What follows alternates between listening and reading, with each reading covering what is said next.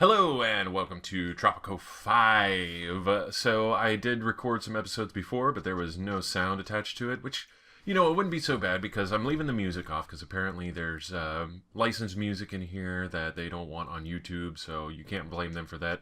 Now there's just sound effects and voices, and hopefully the voices work. Hopefully.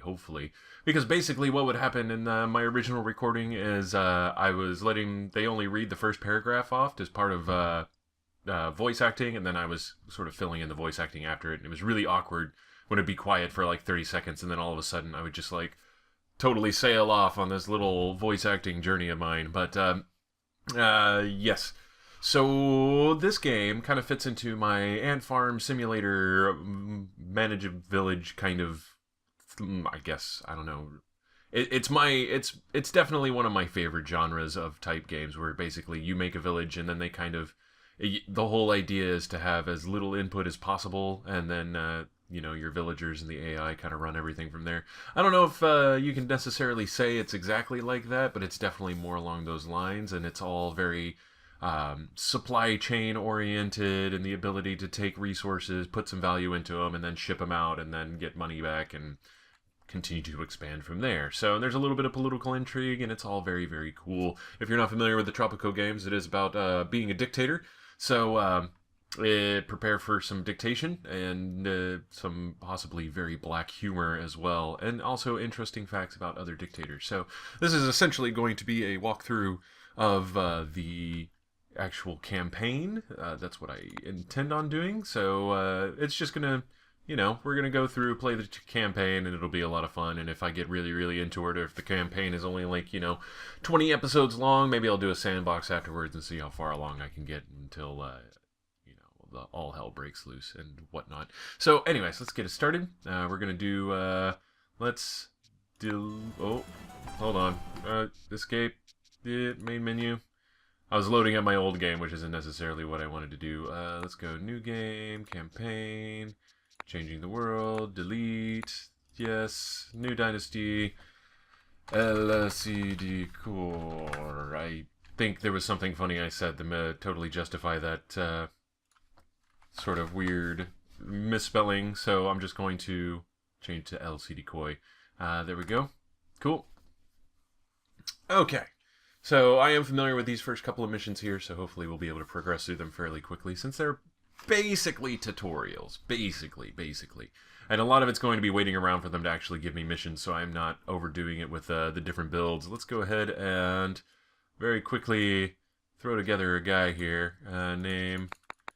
I hate this because your options are not only limited, but also alphabetical. So it's like, okay, well, there's a few, like, the only problems I really have with this game right now, like, I really enjoy, there we go, Pablo OLCD Koi, there we go. And I really enjoy this, and I think it's super cool, but the main problem is the interface. There's a lot of weird interface kind of things that I'm like, could we possibly do anything else? There we go. Looks kind of like the heavy. And yeah, it's just sort of, what? An astronaut suit? I didn't see that the first time around. I'm like, there we go. Let's do Cold War era. It's only going to change the shirt color. That's totally cool. We're going to go teal. Hair. I think, is this where the beard options are? Yeah, we're going to go for macho beard. So there we go. Hair color. Yeah. There we go. That's fairly accurate. Hat. Gotta have a nice hat. Where's the hat I want? There it is. Is that the top hat or the crazy American hat? Uncle Pedro. Let's go for top hat. And then accessory. There we go. Linen glasses. Not to be confused with the other linen. Sure. Alright. That's not at all what I looked like before, but close enough. Crap. I totally went on a tangent there. Never got it. Established dynasties so powerful that their names echo through the centuries. I'm one of them. This is us talking. No opportunities, no limits. This island of mine could become anything. It could be a farmer's heaven, the fields reaching the horizon, and the markets full of people. Or it could be a production powerhouse with chimneys reaching the sky and docks busy with all sorts of exotic goods. Or it could be the paradise on earth, a magnet for travelers from all over the world, a place for fiesta and fun. So there's basically our routes outlined for us. Docking the ship, sir. For now, he's just a dirt-poor piece of land in the middle of the ocean. Let's make it shine. So that's basically the, yeah, we're gonna leave medium, occasional, and, yeah, you know what, we'll do Cayo de Fortuna, and, yeah, it does a really good job of kind of extrapolating everything, so whenever there's voice acting, I'm gonna go ahead and be quiet and silent and all of those fun things, and, let the game speak for itself, since it'll outline everything, and me reiterating over the is Caribbean, pointless. a lush and untamed land, my new home. Beautiful and full of promise. A new beginning, far from the politics of the old world. A chance to start fresh and do things my way. I'm tired of the musty weather and rigid thinking back home. I need a change. I was appointed governor of this island. Not that anyone else wanted the job anyway. My unique approach to government will make this colony the most prosperous in the Caribbean. How hard can it be? You just need some planks, a few nails, and a trusty advisor to shout at. So there we go. Now we begin our epic journey. Welcome to the Caribbean, Governor. Allow me to introduce myself, Lord Oaksworth, His Majesty's emissary to the region. His Majesty has graciously given you this colony to rule in his name for a number of years indicated by your mandate, which is right over there. Complete the task sent by His Majesty, and I'll make sure that you get extensions to your term as governor. So, there we go. We start out as just a governor, and we get a mandate to rule the island and do as we please, and hopefully not anger His Majesty and continue to be a governor indefinitely. Greetings, old chap. Have I got a deal for you today? As Crown Representative, I can offer you your very own trading license. I can start you off with the silver package that includes the trading license and a free trade ship. However, for such a man as yourself, I have to recommend the platinum package. That includes all features of the silver package, as well as not two, but three special trade offers to start you off. So, the way this works, and let's see, we can buy the license from the Dutch, but we really don't want to ruin our crown relations just yet. We're not going to be that ballsy, so I'm just going to get the silver package. There's not a lot we can do with a huge platinum package, so... And then what we do is we go to trade. Currently there are no active trade routes. We can, West India, smugglers, West India...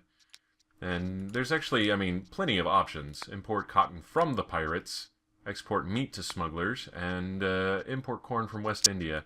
So basically we could just ship out logs to West India, or we have a bunch of routes that can go for the smugglers. The thing is that this is going to affect our crown standing if we do go with the smugglers for pretty much anything. So, let me see, import corn, import cotton, yeah, so if we do deals with the smugglers, that's going to hurt our reputation, and we're kind of trying to avoid that, especially since you lose twice as much reputation as you would gain by taking up their offer. So, our first order of business here is to go ahead and set up, resources, here we go. It's been a week since I played, or tried to figure out how to play appropriately, so, don't mind me if I seem a little iffy on the controls here. Once again, my only issue has been the interface. Okay, cool. And now we build a road over there, like so. And we're keeping it real simple here. And then they'll build a logging camp over here for us, and then we'll start exporting immediately to the West India Company in order to be able to make money and also improve our relations. His Majesty needs money to build a new underwater palace. He wants you to begin growing money. I mean, one of those crops that make heaps of cash. Carry out His Majesty's wishes, and you will be rewarded with an extension to your mandate, as well as other benefits. So, yes, now they want This will extend our mandate as soon as we accomplish it, so we want to do that pretty much as quickly as possible. So what we want to do is... where is it? Raw resources. Plantation. Duh. Okay, so what we want to do is set this to sugar. And whenever you bring up the map, we did this with the logging camp too, but I might have done it a little fast for anybody to have noticed. Is we have these green areas that we can build in, and there's yellow areas and all sorts of different varieties of color here to choose from. And obviously we want to stick to the green for whatever reason that indicates fertility for a particular crop or other good. And so ultimately, yes, we want to make sure that we can sustain our production here, and so we will build there appropriately. So let's go ahead and do that. So now we have that going along the way, and we will be building a sugar plantation in addition to our logging camp. If we start getting really low on money, we don't have to worry about it because we're still getting money from the crown. So as long as the crown is giving us money, we don't have a whole lot to worry about. Any second now, we should be getting missions from our good friends on the other side of the block. The eastern block, as it were. So, well, maybe not the eastern block, but, you know, you can imply what you want from the way that this game portrays politics. Okay, so now we just wait. There's a, you know, not really like a crazy amount of waiting in the game, but there is some waiting. Okay, now we can go back to trade and actually start up this guy here. Export logs to West India Company. So, and we can export them for 630. We're going to add a ship to that one. We have a limited number of ships based on the number of shipyards that we have. So if we build more shipyards, we can take up more trade contracts and then screw around with our reputation and all that kind of fun stuff. But for now, we just have the one ship. We want to go ahead and keep the crown happy so that we remain in its good graces and continue to get extensions on our governorship, and all will be well. So, alright, cool. Now we wait some more. Oh, hey, as soon as I hit it, this pops up. Technological progress is the path to autonomy, Governor. We need more scientists to think important thoughts and discover new stuff. Research new technologies will allow us to improve our economy and society and help us break the shackles of our imperial masters. Research buildings require educated workers. You may have to hire them from abroad. Alright, cool. So this is why I usually wait for the actual missions to pop up, at least in this, Oh, hold on. There we go. Whenever you're playing campaign, it doesn't really help to rush, because I could have just as easily built a, what am I looking for? There we go, research and education. I could have easily just thrown up a library and started research already, but I would have still gotten that quest and it would not have been satisfied until I had 2 libraries. Or if I tore down this library and built another one. Again, little parts of the interface that I'm not too terribly pleased with, but so if you see me just waiting around and not acting and trying to rush through something, it's largely because of that, just because I wait until I actually get directives before I end up with, you know, this excess of things that I don't actually His need. Royal Majesty has instructed me to present you with this letter of commendation for your achievements in the name of the Empire. So I'm not going to read this because we'll get this exact same message like 18 times in a single play video. So we can get more money, we can get a mandate extension, which we are probably fine on. We can get a lot more citizens if we're feeling the strain of filling jobs.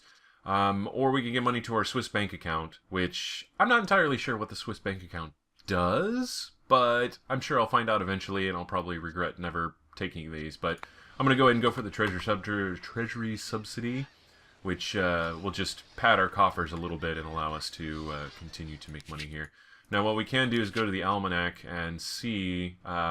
first of all, whenever you see this, it takes into account everything you build. So you see those spikes, or whenever I built like the logging camp and the sugar plantation and the library, and that's all accounted for in the expenses, whereas revenue looks very different according to that, and our money hasn't really started coming in just yet.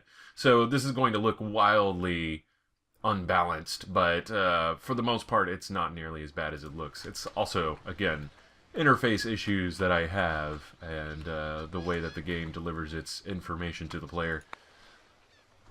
Excuse me. Okay, so now we're waiting for the library to complete, and as soon as that happens, we'll get a happy message from Maria, or I forget her name. Let's see. You can see it getting built up there very quickly. Scaffolding and all of that. If this were no Moria, it would be a much more laborious process for me with the clicking, and I don't like that, but hey. Alright, and there we go. Cool. Now we have a library. It needs educated workers, so what we can do is just go ahead and invite a worker, and they'll get it started, and other ones will move in later, so we don't have to worry too much about that. You will research faster the more people who are actually working there. So there we go. We got some money in. A freighter exported Tropican goods worth 1,600. Well, 1,700 if you round up, that kind of a deal. And then, yeah, that's pretty much the flow of the game at this point. So, yeah, we can sit here and watch our village and look at them working in the fields. Here we go. Move the world. We rule in secret. We are the salvation of mankind. We are the order, and you will be one of us. I've been watching your career with interest, Governor. I sense great potential in you. However, joining the Order is not so trivial. You must first prove yourself. Gain your independence from the Crown, and you will be one of us. So, now we need to declare independence, which will ultimately win this branch of the campaign. And so what we need to do now is make sure our popular support, which right now is at 19%, grows to over 50%. And there's a few different ways that we can do that. So if we go to politics, these are the different factions within our colony right now. So, and these are our foreign relations. The Crown likes us. We're complying with their bidding, and we're exporting logs to West India Company.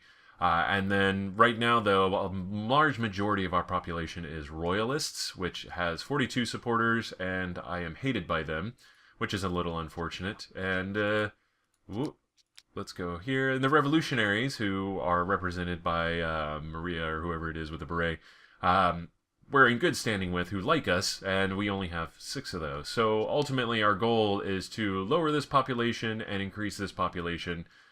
Just enough to be able to tip the scales in our favor. This is our general population. This is going to have more of an effect as we go, and we need to start managing our population a little bit better. Let me see. Dynasty, that's us right there. No big deal. We'll get to that later. And then this is happiness. A really easy way to increase your popularity is just to make everybody happy. So right now we have no healthcare, no religion, and no entertainment. And we need to be able to Caribbean happiness. I'm not entirely sure what the difference is there, but we need to be able to make sure that we manage all of these as well in order to keep everything nice and toasty and happy, warm feelings for everybody in that regard. So that is what we're going to do right now, is wait for a minute. Oh, here we go. His Majesty has commissioned the finest architects to design his new underwater home. We need your cash crops to pay for them. Alright, His Majesty's plan is simple. We buy your sugar and then sell it at twice the price in the civilized world. So, we just need to export 3,500 sugar, which will happen automatically. Most of the crops here, let me see, change crop. I think is there a way to do this? Research the sickle, produces various crops. It seems like there's a way to make sure that you don't consume the sugar, and I can't seem to find it right now. I'm not going to worry about it too much. Crown sends us $6,000. That's fantastic. We now have workers here, so we can actually start research. So we can do farm upgrades, ranch upgrades, and mines. You know what? We'll go ahead and start doing mines all together. Being able to stand on your own is a virtue I personally cherish. Self-sufficiency should be every country's goal. This is a lesson I would like you to learn as well. Show me that you can stand on your own and become a profitable colony. I will help with your revolution. So we just need to have 15,000. Reward 12 educated revolutionaries who immigrate to the island. Oh, I need to actually accept. There we go.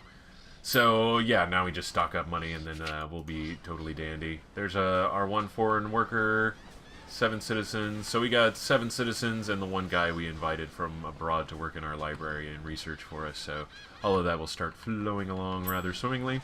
So as you can see, sugar is automatically exporting. We don't need to have a trade sanction set up or anything like that. So no big deal. Now we have more missions. The burden of ruling twists our perception of humanity. To us, People are just a resource that has to be managed properly. Speaking of managing people, you can attract additional managers to your island. You can then assign them to your most important buildings to improve their performance. All you need is to build some new housing for the managers. So now we need to build 5 country houses, and we'll get some managers as a reward. I need to actually I accept. found this book in your Evita. office, Governor. It's written by Comrade Marx, and it has some interesting ideas on how we should build our society. Comrade Marx, words are about the struggle of the proletariat. Remind me of our struggle for freedom. We need more of these proletariat guys. You should build a new production building to grow our working class. So, alright, now we just, the revolutionaries want us to build a cattle farm. So we're definitely going to do that. We need 5 country houses, a cattle farm, and $15,000. Let's wait until we get $15,000. That'll give us some educated population. And also, in the meantime, we'll wait for the sugar to export, and then we can just build all of them at the same time, basically. I say, being a crown colony is a kind of competition, one you are losing, old chap. The colonies of Puerto Coco and Isla Rojo are beating you badly. In fact, the islands of Puerto Coco and Isla Rojo are doing so well that the crown has come to expect much more from you also. His Majesty has decided, since the region is doing quite well, all colonies should pay a higher tax this year. Okay, so we're going to do this. Don't pay the tax. It's negative 30 crown relations. We're not starting the revolution just yet. But let's, I'm going to go ahead and pay this tax because we're still getting money from them, so they're going to give it right back to us pretty much. No big deal. And, yes, so we didn't... Sometimes they also give you the option to ignore the tax. Or there's some events that if you do it, then the revolutionaries will back you even further. And that has its own benefits, clearly. But that wasn't an option, so I didn't do it. I'm just going to pay the tax and no big deal. And our mandate is still 3 years, so we don't have a lot to worry about. Either way, this particular video is done. We are actually at our limit on time here. His And- Royal whoa. Majesty has instructed me to present you with Oh yeah, this is because letter of we actually exported the sugar. commendation Since for we your still need the achievements in the name of the 15,000 Empire. in money, we're going to go ahead and do the treasury subsidy. Or do we want the mandate extension? We got the mandate extension for 5 months, so I'm not too worried about it. Okay, cool. So we got the treasury subsidy. Great news. Oh my goodness. While searching through the crates of colony supplies, we found a sickle. Now we have something that goes perfectly with our hammers. This will boost production sky high. I can almost see the glorious future. So this is Penultimo. He's basically your voice in all of these, and so he's clearly the second in command as Penultimate, would have you believe. And yeah, he's more or less a comic relief character, and that's all well and good. But anyways, he just pops up whenever you do research, and then there's some other things in the tutorial, and I haven't seen him outside of that. But anyways, so yeah, this has been Cardboard Decoy playing Tropico. If you've enjoyed, please do like, comment, and subscribe, and then I will see you next time. Have fun.